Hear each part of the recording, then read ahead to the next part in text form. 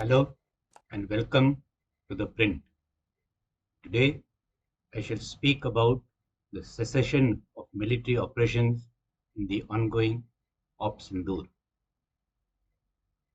The guns have fallen silent and an uneasy quiet has descended over the Western Front.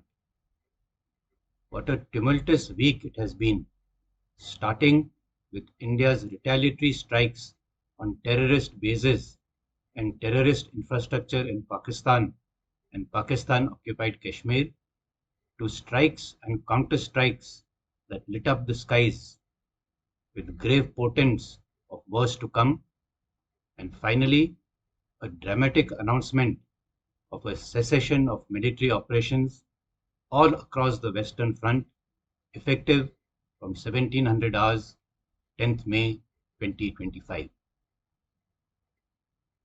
Over the course of this period, the Indian Armed Forces rose up to the occasion and delivered decisive blows not only on terrorist camps but also to the Pakistani military establishment, conveying in no uncertain terms that India had zero tolerance for terrorism in all its manifestations. Hectic back-channel efforts paved the way for the cessation of military operations without any preconditions. Further parleys will now decide the contours of a more durable and long-lasting ceasefire. It is only the pause button that has been pressed. There is much more work to be done.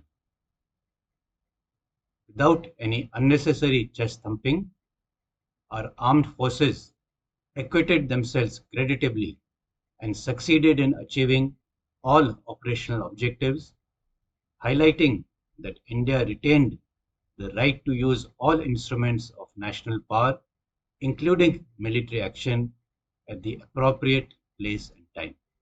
Military force must and will be used, and as often as required, but it will have to be part of the overall plan under the DIME rubric to bring about a behavioral change in Pakistan. DIME, that is diplomacy, information, military, and economy, all have their role to play, both sequentially as well as concurrently. Do actions taken under the DIME paradigm have any effect in bringing about behavioral change? The results are mixed, depending mainly on the degree of international support. Bringing about an end to the apartheid in South Africa is one such successful example, though it took over 3 decades to fructify. South Africa was expelled from international bodies, boycotted culturally and in sports.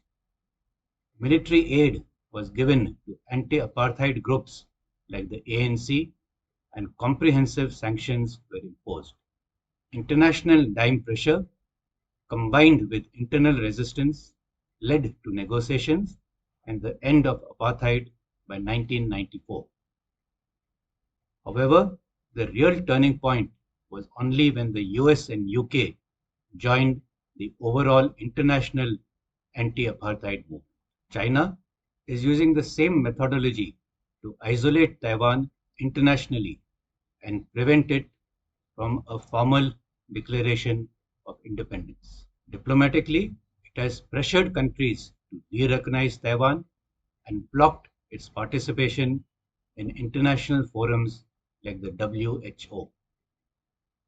It has waged influence operations using Chinese media and cyber efforts to manipulate opinion internally in Taiwan as well as globally.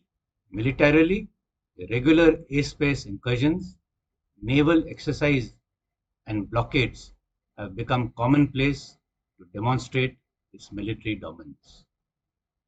On the economic front, it has used trade as leverage by blocking Taiwanese products and rewarding countries that reject Taiwan status. As a result, China has kept Taiwan diplomatically isolated and succeeded in stopping Taiwan from declaring formal independence, but has nevertheless failed to break its democratic resilience, indicating that the dime construct can constrain but not always convert. Under the circumstances, what are India's options to bring about the desired behavioral change in Pakistan? For this, a comprehensive campaign at the national level needs to be formulated on the following fronts. Diplomatic. We should lead international coalitions to isolate Pakistan in multilateral forums like the UN, SCO, and OIC. Lobby for Pakistan's continued grey or blacklisting in the FATF. Strengthen alliances with Gulf, ASEAN, and African nations to dilute Pakistan's Islamic bloc leverage. Increased international scrutiny of Pakistan and diplomatic costs for Islamabad may have some effect while giving India possible leverage in back-channel talks. We should insist on verifiable proof of dismantling terrorist infrastructure with strict timelines. We cannot passively wait for the next terrorist strike. Information. Launch global campaigns exposing Pakistan's terror infrastructure, especially the very revealing visuals of Pakistani military personnel in uniform attending the funerals of known terrorists, even going as far as giving them a guard of honor. Use media diplomacy and diaspora networks to shape global opinion, highlighting Pakistan's domestic repression in Balochistan and the Tehreek-e-Taliban Pakistan blowback. Undermine Pakistan's narrative internationally with the aim to build support in Western democracies for India's counter-terror position and military action. Military, maintain readiness for further calibrated strikes, always leaving the option for military action. It is the pause button that has only been pressed.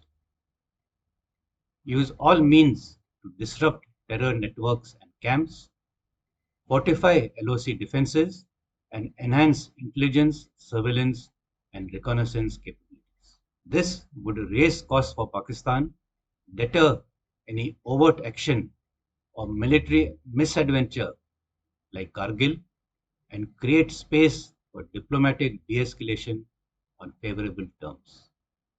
Economic. Apart from the measures already undertaken, push for targeted global sanctions on Pakistan-linked terror actors.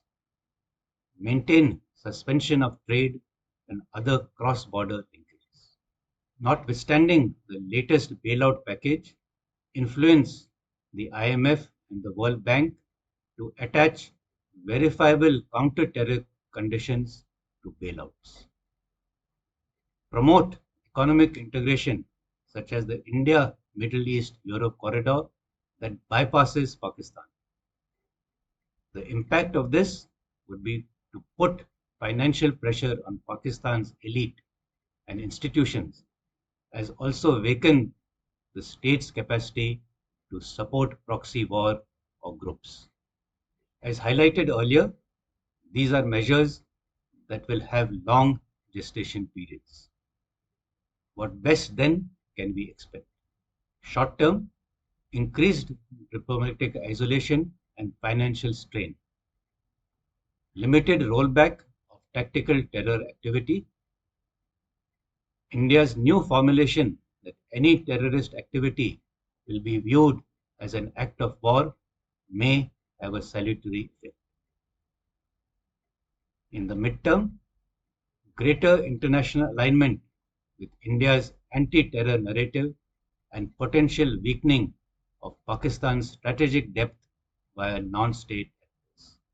Long-term, conditional behavior changes in Pakistan if sustained pressure aligns with internal instability or leadership shifts.